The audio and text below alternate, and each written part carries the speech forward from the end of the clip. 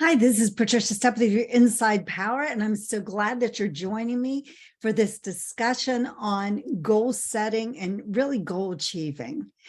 And I have a question for you. Like, how many times have you set a goal or New Year's resolution and nothing really changed?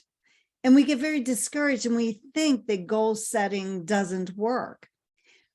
But I'm here to share with you, when you go inside and use your inside powers and you learn how to utilize them, you can achieve anything you want. And I've seen far too many people, ordinary people, do extraordinary things when they set a goal to not believe that it's the way to go and that it's very effective. And I can tell you, with goals that I've set in the past, when I followed the process correctly, I had great results. So if you don't reach your goals or your New Year's resolution, it's not the problem with setting goals, is because you don't understand the process of what to do. Now, many people don't bother setting New Year's resolutions because they find them ineffective. And that's because they really haven't gone through the process. And perhaps a New Year's resolution may be a little different than a goal. And so we don't necessarily set them in the right way. And most people, when they set New Year's resolution, they start out on January 1st, and by January 2nd, maybe they've already broken it, or maybe by at least the end of the month. And so then they just forget it. There's not the impact when we do something in that way. You've got to be committed to your goal or to your resolution. You've got to write it down. You've got to focus on it. You have to keep it in the forefront of your mind. And when you do that, you see the whole thing with a goal. The goal is, achieving the goal is not necessarily the ultimate. It's the journey that you take, the person you become. When you have a goal that's bigger than you, it's something you've never done before, and it's something you're not sure you can reach, you have to become somebody different. And that's the fun of setting a goal that's bigger than you and going on this journey. Sometimes you may never reach the goal. It may not become that important. That's not the focal point. It's the person you become. You see, everything you have today, if you look around at all the possessions you have, the relationships you have, the health you have, the financial means that you have, everything you have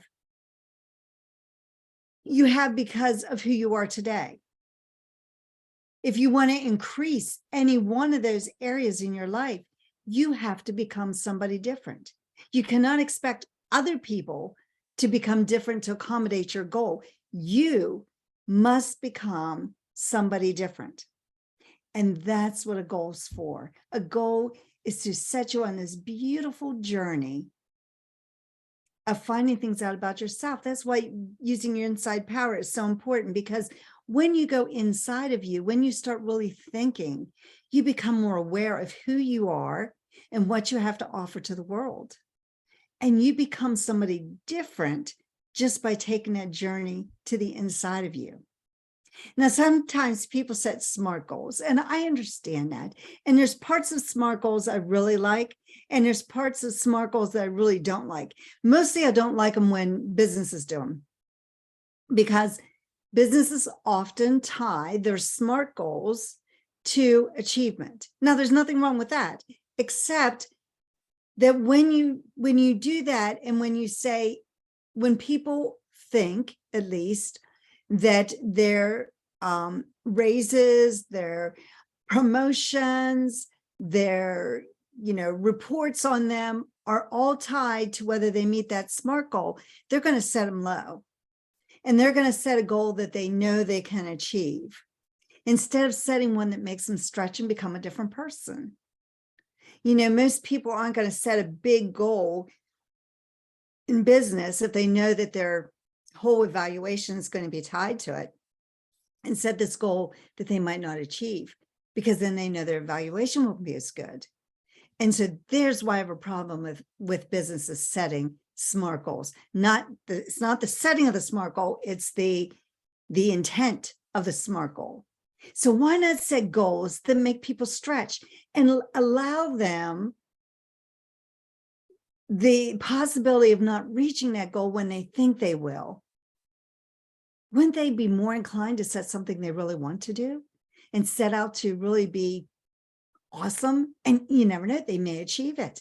They may actually reach that goal that they were afraid to set when it was being tied to an evaluation. Find another way to maybe evaluate it and support them on that goal. So if you help your employees set goals, think about that before you tie them all to the evaluation. So the parts I really like about SMART goals is the fact that the S stands for specific. You must have a specific goal. You can't just have a goal of, I want to earn more money. I want to have more clients. That's way too general. You must set a goal that's specific, and you must clarify it and crystallize it on paper and in your mind. So you have to make sure that that goal is going to inspire you, that's going to keep you engaged, that's going to make you work for that goal. So vague goals are not going to inspire anybody. It must be something that's exciting, something that you really want to have. So the second part of a SMART goal is the measurable part. Well, again, I have no problem with the measurable part. You have to be able to measure it. That way, you know if you're making progress towards it. So we have this specific goal and we can measure it. And, we may have an objective. I get 5 clients a month. I earn X amount of dollars a month. You're in a quarter. However you want to measure it, but it has to be measurable. You can't just say, like I said, I just want to earn more money. That's not specific. That's not measurable. More money could be $1, and that's probably not what you're after. So we have to have that specific. We have to have it measurable. And then we also have to have action. That's where the A comes in. What action are you going to do? If you can't have action towards your goal, then it's just a wish. And that's the difference between a wish and a goal. A wish is something you really want to have happen, but a goal is something that you're going to have action and you're going to move towards it. You have to have action. You must act now. You can't just put it off. And that's what a lot of people do with goals. They'll have that goal, but maybe they really won't start working on it. And then all of a sudden, if they started in January, June comes along and now they're panicking because the year's almost half up and I am not even close to my goal. And then they go through the summer and then September comes and now there's even more panic. And that's how lives don't change much year after year, because instead of taking action daily and figuring out what the action is they need, they just put it off because maybe they put that goal off for the entire year. So better than that, let's break it down. Instead of, you can have a year-long goal, but now let's break it down into a quarter. What are you going to do in the first quarter, in the second quarter, third quarter, and fourth quarter so that you ultimately reach that goal? Then break it down. What are you going to do this month? What are you going to do this week? What am I going to do today? Some people even break it down. What am I going to do this morning? What am I going to do this afternoon? And so you have to plan it out. Now, keep in mind, the best laid plans go astray. And we can have an idea and we have to have some sort of plan. But what happens is when we have that plan, we can't become so fixated on it that we're not open to new ideas that come our way. So then the next part of our goal, so we have specific, we have measurable, we have action, and then there has to be a little bit of risk. That's what we're going to say for the R, the risk. Some people say relevant, we'll get to that a little bit later, but we have to have a little bit of risk. You see, we have to have risk because if we don't have any risk, we're staying in our comfort zone, and you will never be comfortable in a comfort zone. A comfort zone is keeping you stuck. Now, you may think that it feels good there, but you're never going to live your dreams in a comfort zone. It just can't happen. So we must find a way to move beyond that comfort zone and take a little bit of risk. Step outside of the comfort zone. Do something that's going to cause you to think differently or do something different. Because if we keep doing the same things over and over again, expecting a different result, that's insanity, right? So we have to be willing to open ourselves up to a possible failure. I mean, isn't that why people won't take a risk? They're afraid of failing. Well, you know what? Tell that to a child who's trying to walk. They take a step, they fall down. Do they give up and say, that's it, I'm never going to try to walk again? No, they failed when they fell, but they get up and they try it again until they figure it out. You see, that's the way we need to look at events that happen to us. It's not a failure, it's just something that didn't work. You know, a child takes that step and that leg's a little wobbly and didn't work. That doesn't mean they give up. So set a goal, and that's why you need to break these things down. When you get outside your comfort zone, you don't need to do something huge in a day. But there's a great article. His last name is Gray. I can't think of his first name. It's called The Common Denominator of Success. And in the common denominator of success, he talks about the difference between successful people and failures. His words, not mine. So in successful people, he says, successful people do things that failures don't want to do. Basically, it's getting out of their comfort zone. And it's not that successful people enjoy those activities more than a failure does. The difference is they like the results. And so they're willing to do what they do not enjoy to do, get outside the comfort zone. They're willing to do that because they want the result. And once they get the result,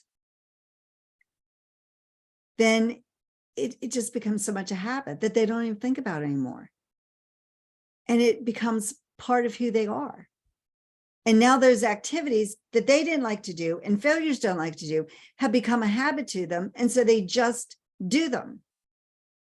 Just like getting up in the morning and getting ready. You may not really enjoy all the steps you go through every morning to get ready for the day. But it's become such a habit, you can't get out of it. I know my kids laugh at me sometimes because even if I'm not going any place, or it's summer, we're at the beach, or, you know, whatever we're doing, and nobody's really going to see me in the day, I always put my makeup on. And I always take my makeup off at night. It's a habit. It can be 4 o'clock in the morning till I get home from a very long drive, and I take my makeup off. Why? Because it's a habit. Do I enjoy taking my makeup off at 4 o'clock in the morning when I'd rather just hop in bed? No, but it's become such a habit. Do I enjoy putting my makeup on every morning and spending 15 minutes of my day when nobody's going to see me? Well, I kind of do, because I always tell my kids, I have to see me. When I look in the mirror, when I go to wash my hands and the mirror's there, I see me. And so I want to see me looking my best. I do it for me. I do it for my husband. I do it for anybody who might come to the door unexpectedly. I do it just in case somebody does see me. I do it for you, the viewers. And so it's something that is such a habit, I don't even think about it. I just open my makeup drawer, pull the makeup out, put it on, and so on. You know, it just becomes a habit. Well, that's the way it is with anything at first. At first, was it a chore to put on makeup every day? Yes. Did I enjoy it? Not always, because I didn't always do it. But then it became such a habit that it's just a routine. That's what you have to do. Specific, measurable action, take a risk until it becomes a habit. And then there's that time thing. We have to put a time to it. How long is it going to take us to get there? I'm going to earn X amount of dollars by whatever. And I like to keep it in present tense. Steph, I would like to. Forget that. That was a poor example.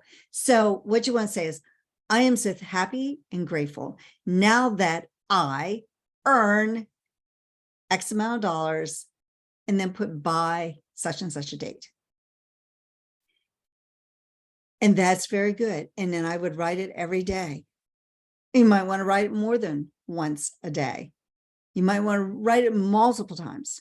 To me, it just makes my hand cramp, but that might be what works for you. Everybody has something different that works for them. So you have this specific goal, you've measured it, you're taking action towards it, and you write those actions down each day that you're doing towards your goal. You take a risk, you set outside the comfort zone, and it's time stamped. You have a time, but you must take the action. Do not forget the action.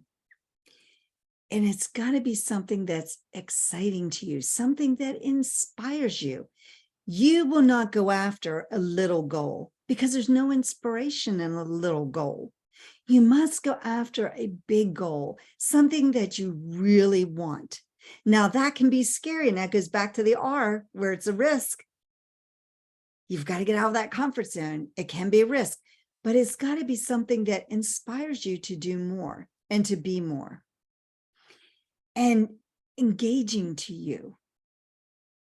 And so you have to make sure that you have that goal that will excite you to get you out of bed. So now we have specific, measurable, action-oriented, risk-taking. You've got time, and it's exciting. And the last one is relevant. It's got to be relevant to what you need. What goal do you have that's going to be relevant to your life? Something that's going to improve your life. You're not going to go after something that's not going to be improving your life. That would be kind of silly, wouldn't it? So you must have something that's going to inspire you to do more and to be more. So I want to just share with you for a little bit here about Napoleon Hill. And Napoleon Hill, of course, wrote the book, Think and Grow Rich. And Think and Grow Rich has become like a standard barrier for a lot of self-help books and so on. And there's also another book called The Science of Getting Rich by Wallace Wattles, which is also a very standard book too. And what I want you to realize is that in Napoleon Hill's book, he's going to be talking about things, and he's really talking about the law of attraction. Only back when it was written back in the 1930s, he didn't call it that because, well, people would have probably thought he's crazy. Because honestly, the law of attraction has just kind of gained strength in the last maybe 20 years. So he was a bit before his time. But he does talk about persistence, and he talks about the will. And you see, we have these 6 intellectual faculties in our conscious mind. We have our imagination, and the imagination is one of the most powerful tools that we have.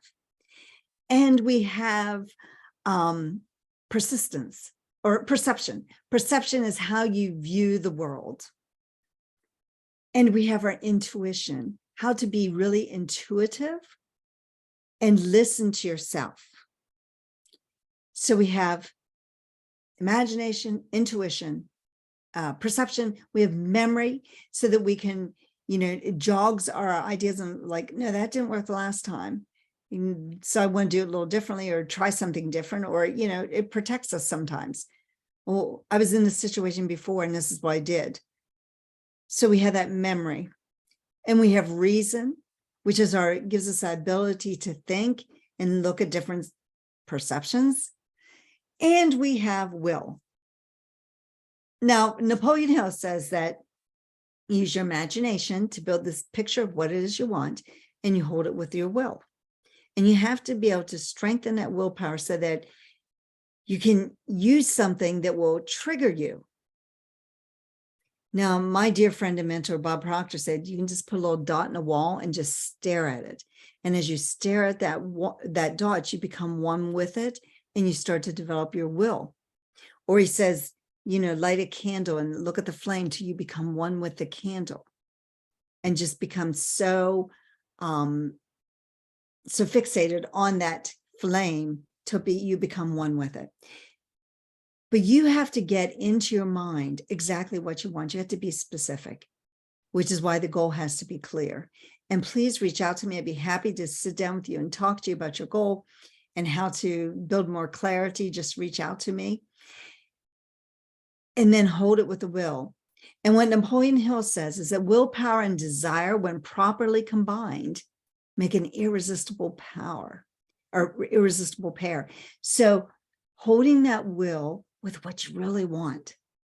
So you have that vision of what it is you want, and you hold it in your mind, and it becomes irresistible. He goes on to say that lack of persistence is one of the major causes of failure. The ease with which lack of persistence may be conquered will depend entirely upon the intensity of desire. You see how the desire becomes really important? It's the intensity of the desire that's going to make a difference. So you have to get something that excites you, that makes you want to get out of bed in the morning, and you have to have the persistence to go after it no matter what happens, because things are going to happen. How do I know that? Because it's like a test. Nobody goes from point A to point B to success. So from, lack and limitation to super success in a straight line. Never happens. Sometimes we might think that people have a very straight line to success, but I guarantee you, if you sat down and talked to them, they would tell you a story. We are going to be tested along our way towards success, because we have to know if you're going to persist or you're going to give up.